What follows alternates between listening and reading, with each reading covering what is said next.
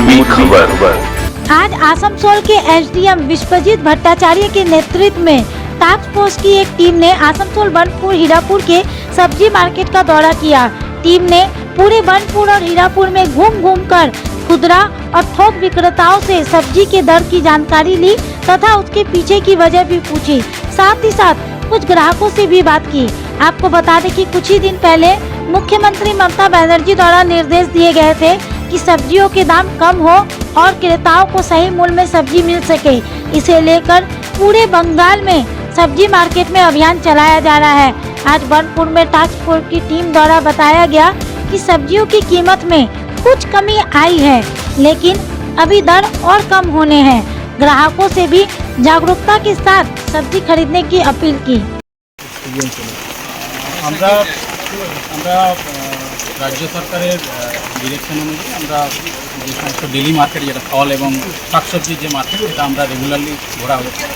আমাদের জেলার যে টাস্ক ফোর্স আছে টাস্ক ফোর্সের মধ্যে আমাদের assistant director agri marketing, assistant director রিজাল মেট্রোলজি, আমাদের পুলিশের এনফোর্সমেন্ট ব্রাঞ্চকে নিয়ে আমরা ঘুরছি। আমরা অলরেডি বানপুর আজকে বানপুর মার্কেটে আমরা ঘুরলাম। তার আগে আমরা অলরেডি আসানসোল বাজার পাইকারি এবং খুচরো যেখানে দুটো জায়গাতেই ঘুরেছি, কোর্টমোড় বাজারে ঘুরেছি। এর সঙ্গে আমাদের এএমসি এরিয়ার মধ্যে আরও যে সমস্ত বাজার আছে যেমন কুলটি, বরাকর এটা ঘোরা হয়েছে। জামুরিয়া মিউনিসিপ্যালিটি যেখানে বাজার আছে সেখানে ঘোরা হয়েছে। রানীগঞ্জ বাজারেও ঘোরা হয়েছে। বিভিন্ন জায়গায় যেটা বিক্রেতা আছেন খুচরো বিক্রেতা এবং পাইকারি বিক্রেতা দুজনকে সতর্ক করা হয়েছে যাতে যে রেট আছে সেই রেটের বাইরে যেন না নেওয়া হয়। এবং আমরা মোটামুটি যেটা আমাদের এই এক সপ্তাহের ঘোরার অভিজ্ঞতা থেকে বলতে পারি যে আমাদের রেট অনেকটাই কমেছে।